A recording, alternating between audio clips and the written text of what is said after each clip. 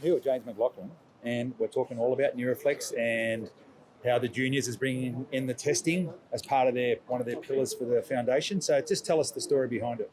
Well, so as neurological physiotherapists, we've always had a long history of looking at vestibular and ocular function when we test people after a concussion.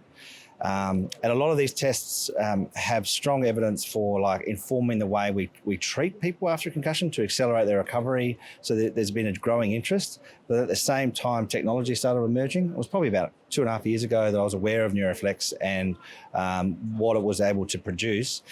Then we started using it in our clinic because we see a fair bit of concussion, and then we were starting to see good objective data that we never had before. This meant that we could enhance the kind of information we're telling patients and their doctors and their families and any other health professionals about how they're tracking from their concussion. It helped us target the rehabilitation a little bit better. And so now we've got, and also logistics comes into play here. A lot of sporting clubs want to know, if you're doing baseline testing, you're testing our players, how long is it going to take, and how are we going to screen all these hundreds of players? So what it's done is it made the process much more efficient. So it has both, objective advantages, but also has a lot of the pragmatic stuff that, so technology is making our job easier, basically. So NeuroFlex is good for that. Yeah, so we did the test. Well, I filmed the test, Stephen Fennick did it, Keith McCraw did it, and it seems a bit complicated with the virtual reality mask and all of that, but basically, if you could just explain, it's a replication of the old follow the finger test. Yeah, so when we used to test people, we used to look at things like smooth pursuit, which is where you can track saccadic eye movements where your eyes move fast, the ability to stabilize your vision when your head moves. These are all different brain functions. So what NeuroFlex is able to do is add on versions of those tests with much more exact eye tracking, be able to do it with your head still and also your head free. So it has a little bit more real life scenario to it. And it gives us directional information like accuracy, directions, timing. There's also aspects of cognitive function in terms of processing speed, how quickly your eyes are reacting.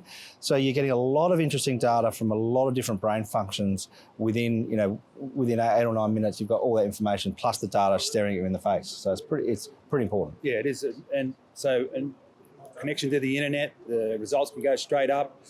If you're doing it just on one-on-one, you can get the results straight away, or you can do a series of a lot of people and then just get the test at the end. But what I found is we just had 2 youngsters do it. It's just like a gaming mask. Yeah. And the parents love it. The kids have no problem with it at all, do they? It's simple to do. It's second nature for a lot of people. I think, NeuroFlex guys have even been looking at it with older people, and it's not difficult with them either. The instructions are pretty clear.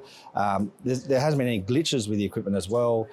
To be able to choose the objective data straight away is really handy for us because, in our clinic, we can sort of interpret some of that and be able to say, what it means. There's a sense of optimism too. We see concussed patients. We do a NeuroFlex test and they've done well with the test, and everything changes because they start feeling optimistic that they're going okay. It takes away a lot of the anxiety.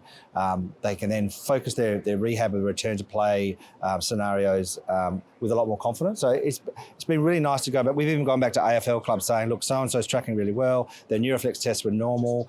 They had a couple of little issues here with their neck. I'll send them back to you at the club to focus on these things and get ready for next week's play.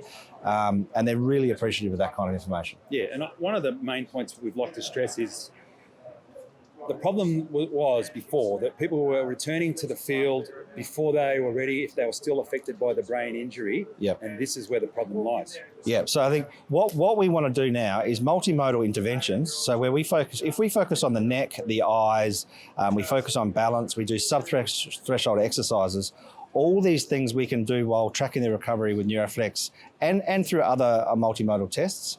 But these interventions actually accelerate people's recovery.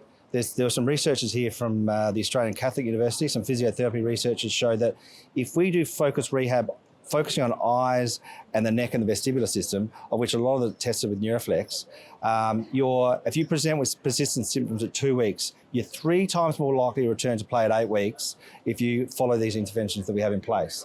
So it's not all about just tracking to make sure you're ready. It's also thinking about how can we target your recovery so you recover faster.